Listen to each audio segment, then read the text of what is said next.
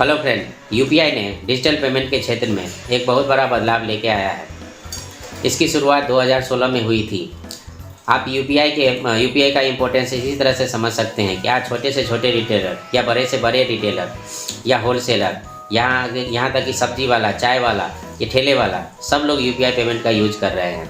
इसका सबसे बड़ा रीज़न है कि यूपीआई यूज़ करना बहुत ही आसान है और ये सिक्योर है और इसमें ज़्यादा कोई फॉर्मेलिटी भी नहीं है। आपके पास बस एक बैंक अकाउंट होना चाहिए और एक मोबाइल नंबर होना चाहिए और ये मोबाइल नंबर आपका बैंक अकाउंट से लिंक होना चाहिए।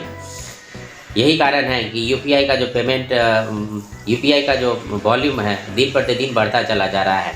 एक डाटा के हिसाब से नंबर ऑफ यूपीआई ट्रांजेक्शन 2023 में 117.6 बिलियन हो चुके हैं और इसकी टोटल वैल्यू जो है 183 ट्रिलियन रुपीज़ है। तो आप समझ सकते हैं कि यूपीआई ने डिजिटल पेमेंट के क्षेत्र में एक बहुत बड़ी क्रांति लेके आई है। आरबीआई टाइम टू टाइम जो है यूपीआई में पॉजिटिव चेंज लेके आती रहती है। इसी सिलसिले में यूपीआई के रूल में आरबीआई ने कुछ बदलाव किए हैं और ये जो बदलाव है 1 जनवरी 2023 से लागू होंगे। तो वो कौन कौन से चेंजेज आए हैं या बदलाव आए हैं उसकी जानकारी मैं इस वीडियो में देने जा रहा हूँ। तो पहला चेंज है आपका कि UPI transaction limit hike for hospital और स्कूल्स। अगर आप स्कूल या हॉस्पिटल में यूपीआई के थ्रू पेमेंट करते हैं तो आप 5 लाख तक के रुपीज़ का पेमेंट यूपीआई के थ्रू कर सकते हैं। सपोज आप किसी हॉस्पिटल में जाते हैं और आपका हॉस्पिटल का बिल 5 लाख रुपए तक का है तो आप यूपीआई से उसका पेमेंट कर सकते हैं। पहले ये लिमिट जो थी वो 1 लाख तक की थी।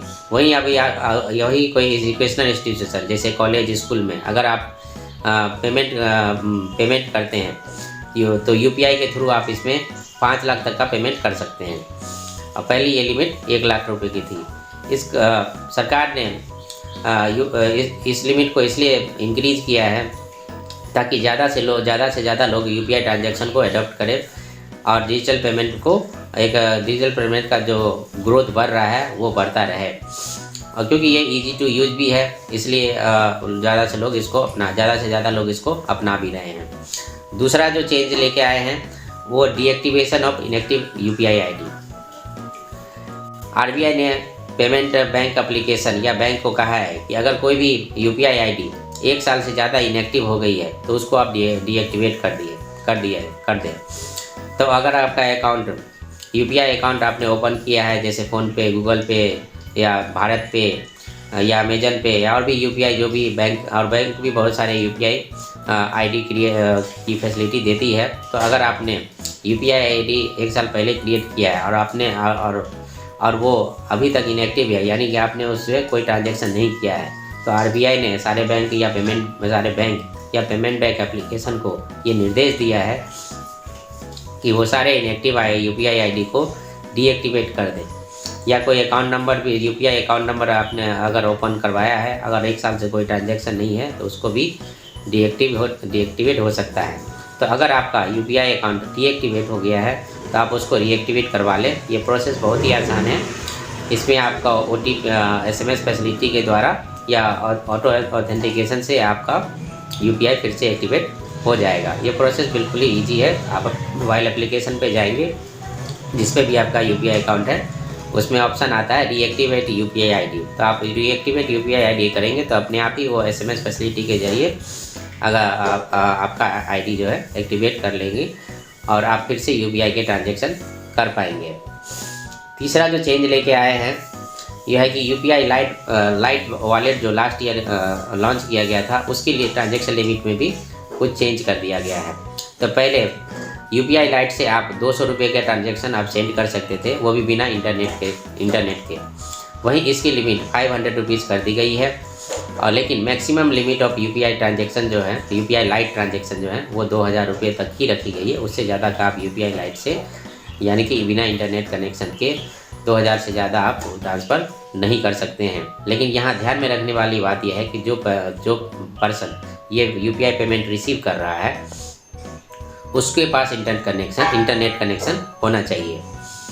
तो चौथा जो चेंज लेके आया है वो इस प्रकार है कि no authentication for UPI auto payment. अगर आप क्रेडिट कार्ड का बिल पेमेंट करने के लिए आपने ऑटो फैसिलिटी यूज़ की है, या फिर इंश्योरेंस प्रीमियम का पेमेंट करने के लिए ऑटो डेबिट फैसिलिटी यूज़ की है, या फिर SIP अगर आप करते हैं तो उसमें भी अगर आपने ऑटो डेबिट फैसिलिटी यूज़ की है, तो अब उसके लिए 2 फैक्टर ऑथेंटिकेशन नहीं लगेगा। और ये लिमिट पहले जो थी 15,000 से ऊपर के ट्रांजैक्शन पे लगी थी, और इसकी लिमिट अब 1 लाख रुपये तक कर दी गई है। यानी कि अगर आपने SIP के लिए, या म्यूचुअल SIP के लिए, या इंश्योरेंस प्रीमियम के लिए, या क्रेडिट कार्ड के बिल पेमेंट के लिए अगर ऑटो डेबिट फैसिलिटी आपने चूज़ की है, तो 1 लाख तक के जो पेमेंट होंगे उसके लिए आपको 2 फैक्टर ऑथेंटिकेशन की ज़रूरत नहीं है। वन टाइम आप अगर उसे मैंडेट कर देते हैं तो ऑटो डेबिट आपका 1 लाख तक के लिए हो जाएगा, और आपको फिर से ऑथेंटिकेट करने की ज़रूरत नहीं पड़ेगी। 5वां जो आखिरी बदलाव ये है, NPCI ने लास्ट ईयर अनाउंस किया था कि UPI पेमेंट पे वो इंटरचार्ज फ़ी चार्ज करेगी।